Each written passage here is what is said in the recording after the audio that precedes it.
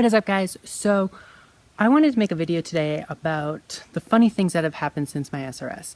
I feel like so often I personally talk about, and a lot of other people that talk about their SRS experience, they always talk about like negative things or even not so negative. They talk about like pain and dilation, but just things that aren't fun. And I really wanted to spice things up and talk about things that are positive and things that are funny and you can laugh at during your SRS. And I think this is very true with transition in general. You know, I think so many people in transition or transitioning just always focus on the negatives and always just like are thinking about their family situation or financials and stuff like that. It's just not fun. But sometimes you just need to take a step back and really laugh at what you've gone through. So today I'm going to talk about 4 stories, and the 4 stories are super awkward. They're kind of disgusting, but they happened, and I think they're hilarious looking back at them. I guess you'll be the judge of that for yourself if you think my stories are funny, but really these are things to expect to happen to you if you have this SRS. And really looking back at it, and I'm sure a lot of you have really funny stories too, you just really need to laugh at them, whether they're gross or not gross. So I hope you guys enjoy this video today, and I hope that thinking about this will let your mind at ease a little bit about, you know, I can laugh at some of the hard things I've been through. So hope you guys enjoy this video.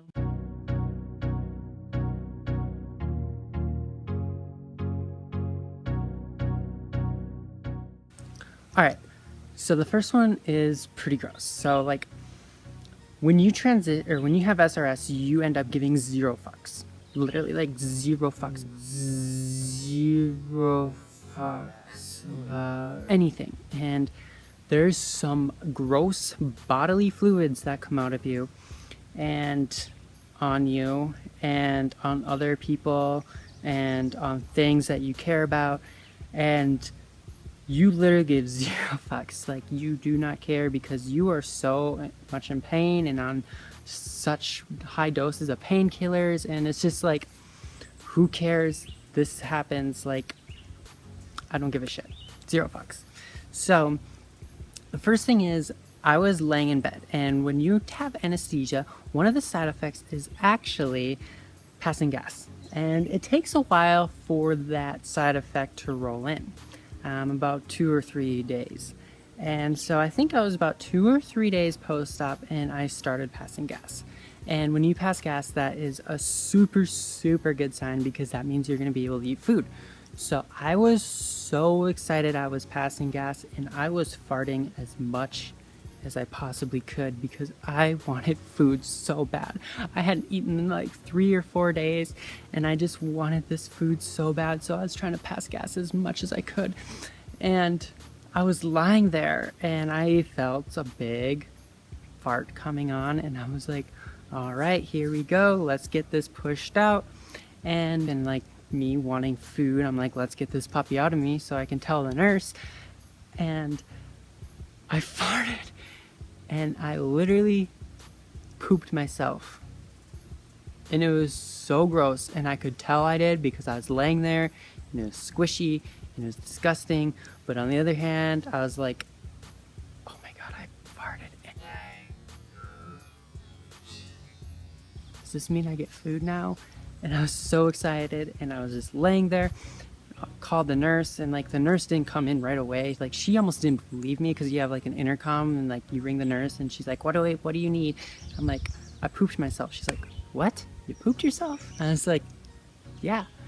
So she came in like 15 minutes later after sitting in my poop for like 15 minutes. She came in, she had to take all the bedding off, and then she had to wipe me, which is like extremely awkward. But like really at that point, like thinking about it is awkward, but like in that situation, I was not awkward at all. I was like proud. I was like sitting there like, yeah, look at me, I pooped. Oh yeah.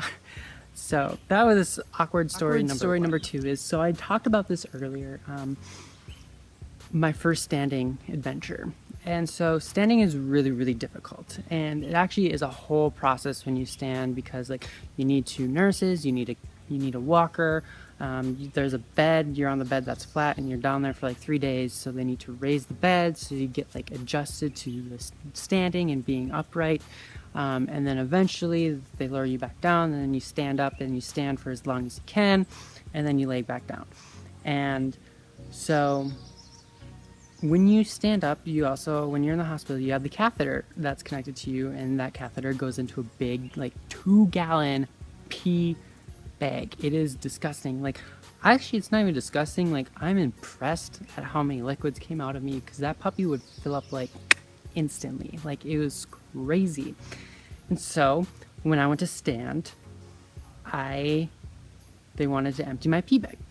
And so let me set the scene for you. Like, I'm about ready to stand, and a nurse that comes in, and she is like Crazy Eyes from Orange Is the New Black. Like, obviously she's not as crazy, but like her personality is just like out there, and she's like really, really like outgoing, and just like tells it how it is, and like super loud, and has like the raspy like laugh, like laugh, laugh, like and like it's just like crazy, but she's like so funny. And she's like swearing and cussing up a storm. Like, I loved her. I enjoyed her so much. And so I stand, and I'm standing there for like 10-15 seconds, and the nurse, she thinks like, oh, she's good, she's gonna be standing there for a while, I can just empty your pee bag into this bucket, right? Wrong. She took off the cap, started emptying the pee into the bucket, and I went out cold. Like, I fainted and went unconscious, and I had no idea what happened. Next thing I knew, I woke up in my bed, and she is freaking out because she left the pee bag unopened, because she had to catch me, and she was more worried about me than my pee bag. And my pee bag literally went everywhere, all over the floor and all over the nurses, and it was so disgusting. Like, just imagine 2 gallons of pee being spilt on the floor. Like, it was so gross, and I feel so bad, but it's just like, I don't know what I could have done. I was helpless. I was passed out in the bed, like unconscious. Like, what? So another funny story is when you get the surgery, about a couple weeks after surgery, you start noticing cottage cheese coming out of your vagina. Now, obviously it's not cottage cheese. What it is it's old skin. And like, when your hand gets really, really wet, for a long time, it starts getting like pruny and gross. So that same thing happens inside you, because it's outside skin, and it gets pruny and gross, and then eventually falls off, and it sheds, and it flakes out of your vagina, and it looks like cottage cheese. It is so, so, so gross. And I really recommend not smelling it, because when you smell it, I did, because I was just honestly curious, it literally smelled like dead fish.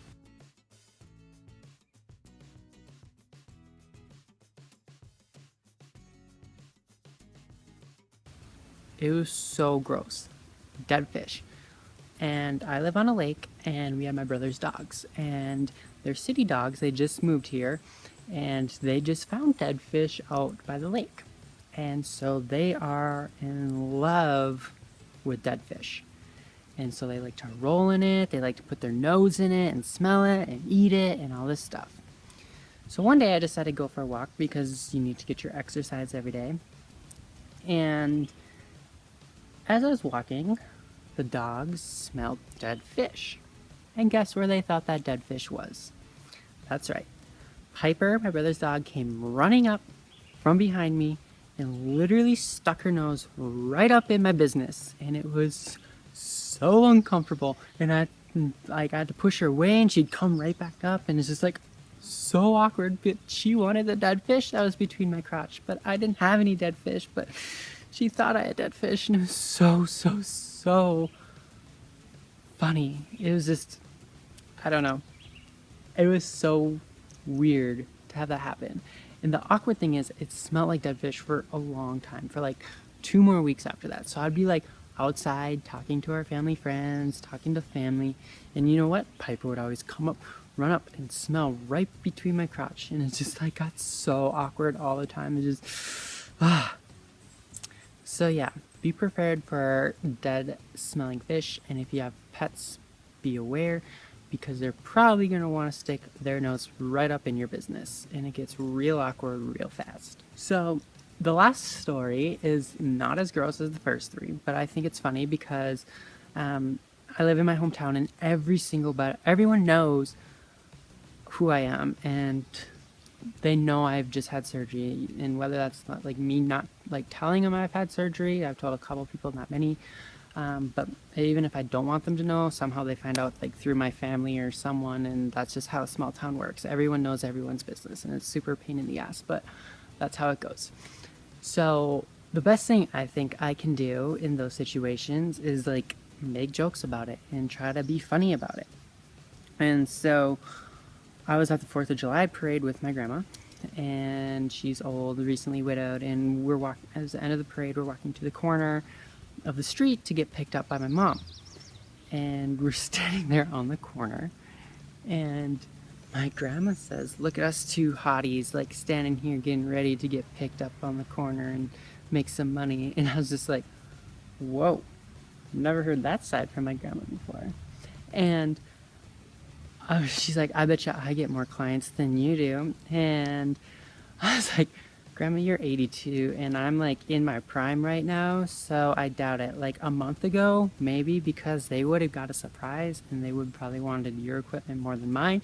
But at this point, I have the right equipment, so you can't touch this. And right there, it's just my mom was there all of a sudden, and she heard it, and my grandma, and we just like bursted out laughing because it was just like a super funny situation because they like totally forgot I had surgery. Like my grandma, I was really surprised my grandma said that because she still struggles with pronouns with me, but I thought it was really, really funny. And it was just all laughed. And it was just like an awkward situation made funny, because you just have to be awkward and have to put yourself out there in those situations. But anyways, guys, that was my video today. I hope you enjoyed these awkward, funny stories. And if you get SRS, you know, you have to expect these things to happen. And, you know, these things happen in transition too. If you guys want to transition one of these videos, I'm sure I can think of a bunch of different funny stories that's happened to me since transitioning. Because to be honest, when you transition and you're a trans person, you get to experience a lot of really awkward situations, and looking back at it, you just have to laugh. You have to make fun of it, and you just have to go along because it's an awkward thing, and the best way to get through awkward things is just laugh. So I hope you guys enjoyed this video, and I will talk to you guys later. Bye.